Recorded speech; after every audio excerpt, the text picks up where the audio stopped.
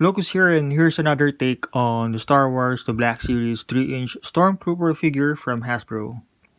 So this figure is somewhat similar to the one that I reviewed on a couple of weeks back. But this is the, I think, a repackaged version of the Black Series in this scale. As you can see here, we still have the same figure, and we can see the same accessories that it came with. And here's the back of the packaging. So pretty much, yeah, I think this is a different package release figure. So let's go ahead and open it.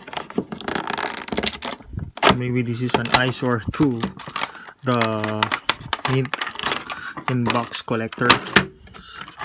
I could really, I'm trying to collect at least 4 of these figures, just for toy photography purposes.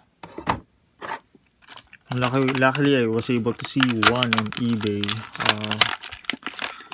being sold locally here. So we have, we got the same rifle,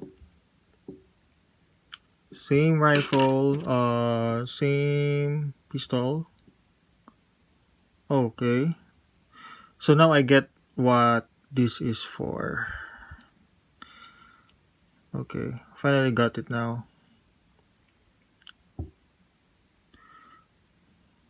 Okay, this makes sense. And then okay. Alright, so it makes sense now. Because before, when I purchased one, the first one that I have, I really can't figure out how I can attach these things, and now it all makes sense now. It all makes sense now. So that's the only difference between the previous one that I review on compared to this one. These parts here are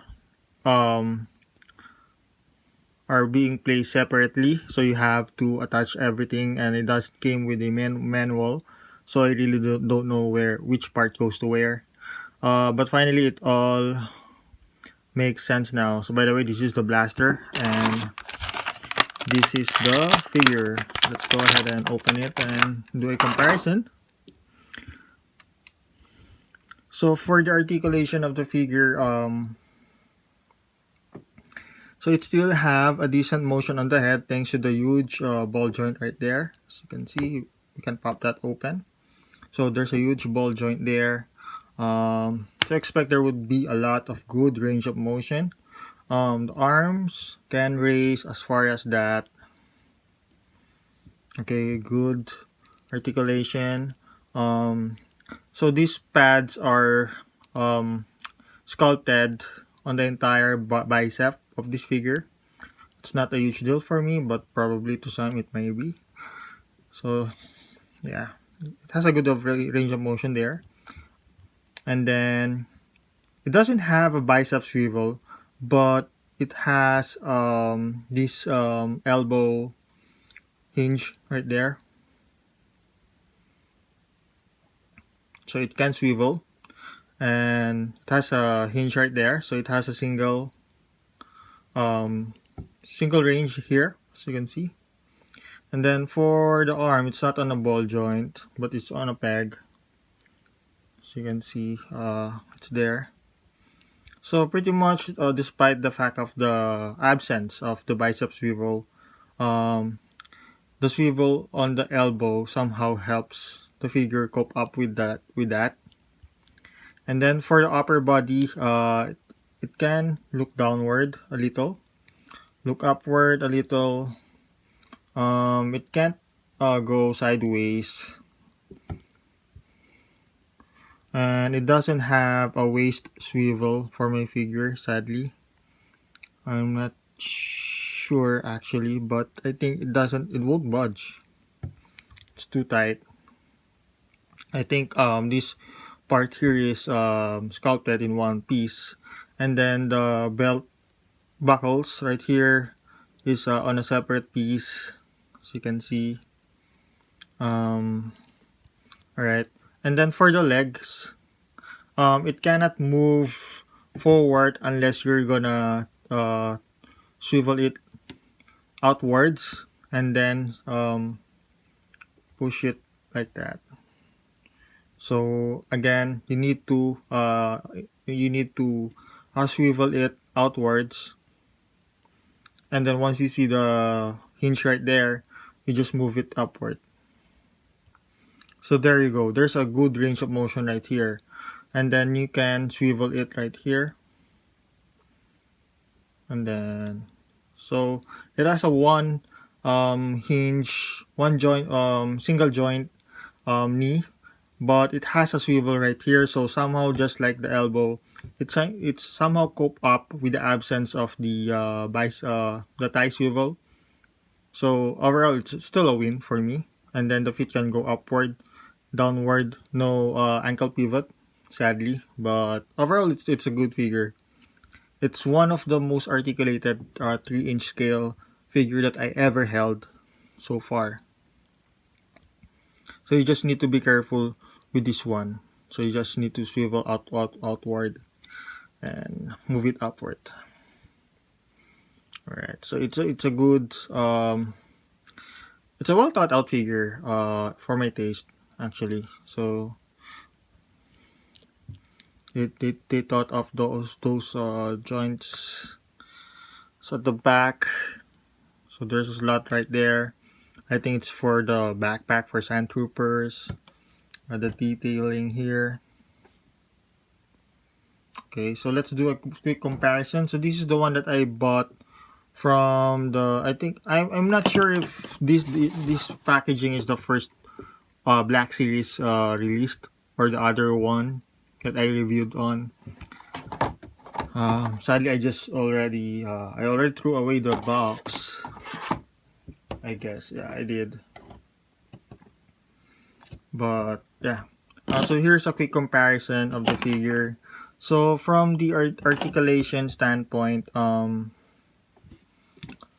they are very similar, but in detailing wise, as you can see here, this one doesn't have the detailing here on the ab part, but the head sculpt, they are both still doesn't look anything like the one that we've seen in the movies or in the comics or in the cartoons, animated cartoons.